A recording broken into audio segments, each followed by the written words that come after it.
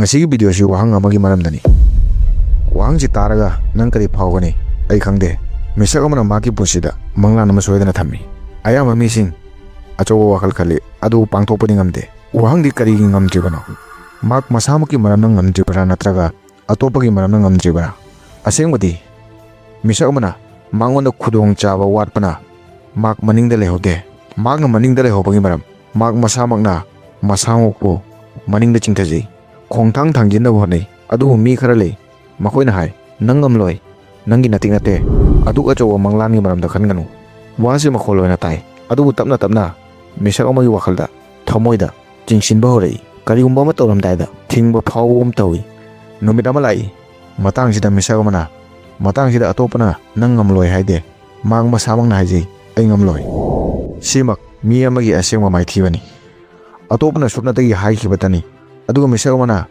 wasibu asengbani khalakpadagi maki punsida thabak khudingmakta maithiba oi si asoiba simakna mi amana masamaki punsida masana masamapo ningda chingthajai karigumba ma tawbada ayetpa oi adu orabadi asengma karino ngasi akoina hingli mafong asida kanagumba amata maki khudong chaba watpana maram oyaga mak maningda lehode mangona thingni maki akiba maki thabak leithokpa atopna karigumba ama haiba natraga tabada yangna chummi khanba karigumba nangna ngasisu ai matik chade khallawadi ngasi video sina nangi wakhal bu soidana hongdokani aduga nangna karigumba khongthang ma thangjinbada atopadi lairadana nang nasana nasawo puthing mangamloi Bollywood Tollywood sita sunatana Hollywood su ningda thamlamlaga ngasi Manipur na mang thangna leple India gi mapta Manipur yamna apikpa mafam ma oina uragasu pikraba mafam likkraba mi masing singchina India bu chawkhutbada matam pumbada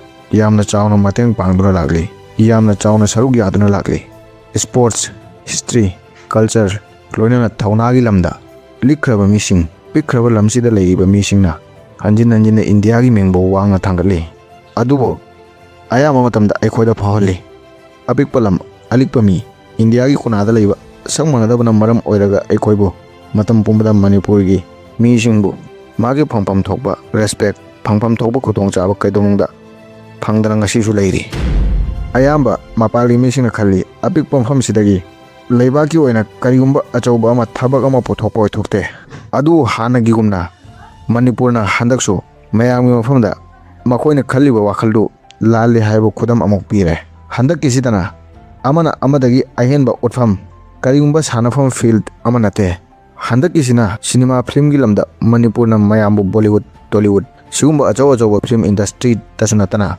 Hollywood ki award winning movie kaya busu maninda thamlamlaga Manipurna mangdo oina leple film sida Manipur gi culture tawba ngamba thawna lawsing mayek sengna takli miyoibagi minungsi yamna phajana utli pusi awa matangsinda mama oibi amana karamna thawna leina thengnaba film jina aikhoi asengma masak chanabibu mayangmi mafamda lemjana utli adu nakal amaramda aikhoi hawjiki chanabida reels video singbo yengduna matam lelli maraksida lakliba video reels film sing yengba yamna phai adu apa phattaba animak yansinnaraga amukta mobile amada lai khangningai oibadi asugi yamba content singsi marakta afabana karamano phattabana karamano matang sida reels second kunthagi yengbada akaiba karisu leite kairakpadi second kunthagi video mateksina aikhoi imungda mari tatnarakpa misagomagi punsi mangbagi maram oiraglabadi si yamna laina apikpa wa amni khalakpa mugyarakte micham amana kaidonungda ningsingde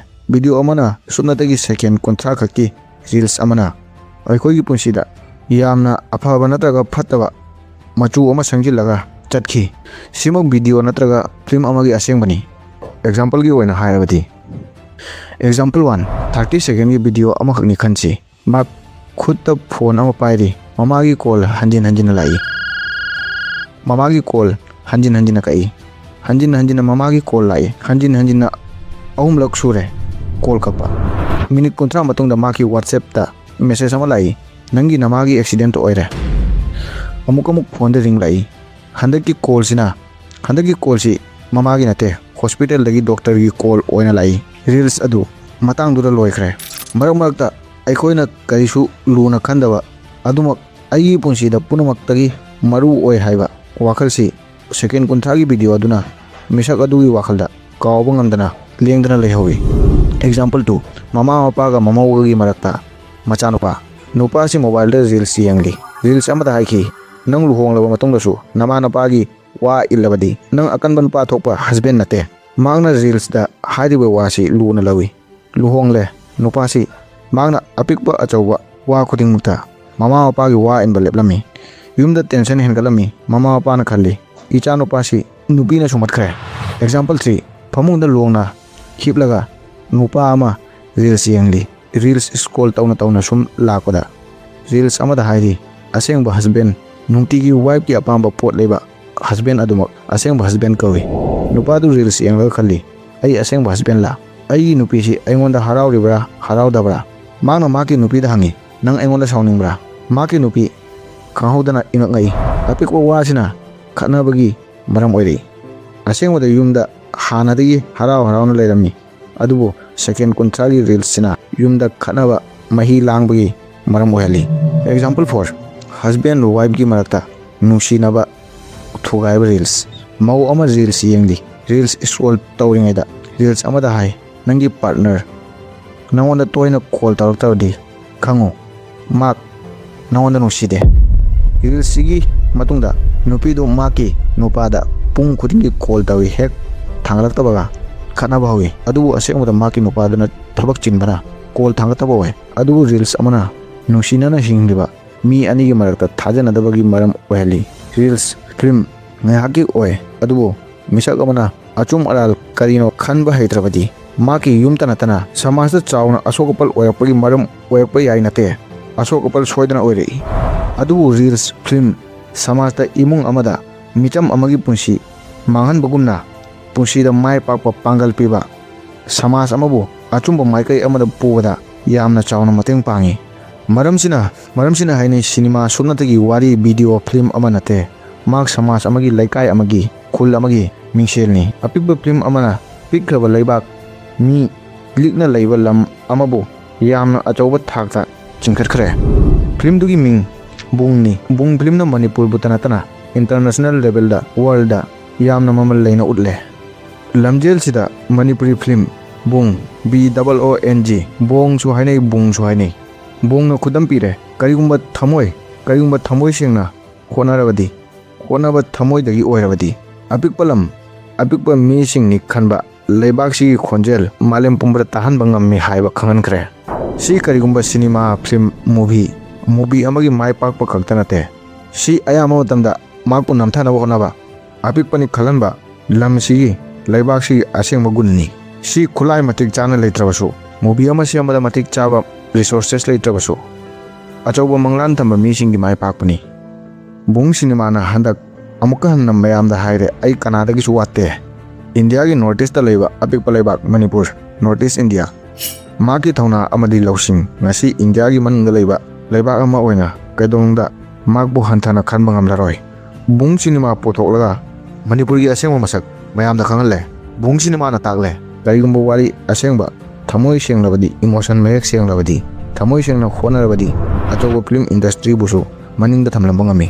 Mayamna khangnaba atangba hero heroine star sel yamna thadaraga semba cinema orabasu mayamgi thamoibu thenganba ngamde. Adubu Boong cinema na mi khudingmaki thamoibu sumatle. Cinema sigi director Lakshmipriya Devi, producer Farhan Akhtar. Cinema gi maru oina Boong nupa macha sina maki mangkhaba mapabu puraklaga mama mandakhini harawan bagi maramdani. Cinema sida angang amagi khanjaba mamagi awaba imung amada harau na hingba adubu cinema si sunatagi cinema ama oidre. Si hojik Kana-nasu kauba yarodaba story ama oire. Maramdi Boong na phangki thag wangba BAFTA award for children and family film. Sita sunatana film sibu Toronto International Film Festival malemgi punamakta achauba film cinema puthokpamdasu utki. Sidagi world Manipurbu Maipakpa leibak amatanatana mak lausing pangal thamoi sengba khonaba kanba lam amani haiba worldgi misingna khangki. Karigi Bollywood tagisu Boong na heli hairabadi Boong na Bollywood Tollywood na phangbang ngamdaba BAFTA award best children and family film imung manung ima ipa angang singa punna yengminaba yaba film award khoi phi kamdaba film award hairagasu yare. Si Boong film na 2026 ta fangki. Si yamna achoba international award ni. Boong ahanba Indian film da BAFTA award phangwa film oiki. BAFTA award gi manungda punomaktagi achoba award gi manung channa lei. Khudam oina Academy Award, Oscar, Golden Globe Award, BAFTA Award. Maramsina sigi Maipakpada yamna achoba amani haina khangnei. Boong film bu khangan bagidamak world gi punomaktagi achoba film industry Toronto International Film Festival da utki. Si world gi punomaktagi achoba film festival singi manungda amani. Maramsina haini Boong yamna matik chai. Maramdi apikpa lebaktagi semba film share yamna leitrabasu khudong chaba leitrabasu international award fangki. Adu achoba Bollywood gumba platform oirabasu BAFTA gumba award phangba ngamde. Boong movie dagi tamjaningai oiba wadi. Aikoi ayama matamda karigumba ama tawnaba khalli tawba hawi. Adu mi kharana ningsinghalli. Si nangna ngamloi nangi natik nate. Adu achoba mangmangano. Tapna wasi nakongda tabata oirakte. Thamoinungda chingsilakpa hawi.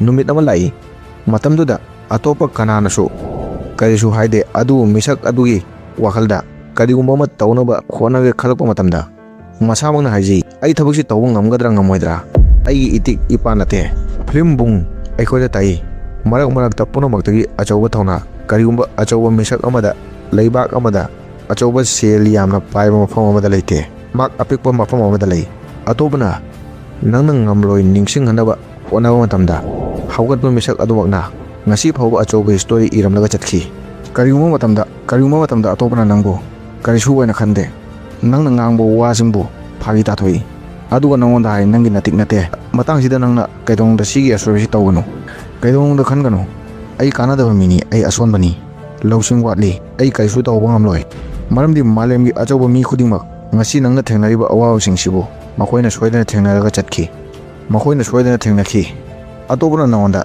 nangi natik nate hai adu si asengwa nate nangbu asengwadagi lapna thamlaga aranbabu asengbo oina ohanaba honaribani ningsingu ngasi aikhoina hingliba mafamsida nangbu kananasu thingba ngamloi kanana nangbu thingani nangbu nang nasamakna thingani maramsina nangbu atopana asonba amani haiba wakhal pokhanaba honarpa matamda nang nasamakna wakhal ama nasamakta pokhallo aibu kanagumba amatana thingba ngamloi ai khudi thiba yai ai waba yai ai pothaba yai adubu ai kaidongda ngammaroi haiba yade maramdi misak amana masana masamakta thajaba hairaba matungda kanagumba amatana makpu thingba ngambagi pangal leite karigumba ngasi video si taba natraga yenglaga tasengna thawna hapi amadi asengba lambida nangbu purakli khallagadi channel sibu chawkhatpada mateng pangbiyo mayamgi like comment subscribe thamoi sengba share amana kanagumba apikpa channel amagi apikpa mateng ama oide si channel dubu semle misak adugi punomaktagi wakhal thawganingai maram oi maramdi apikpa channel ama kaidongda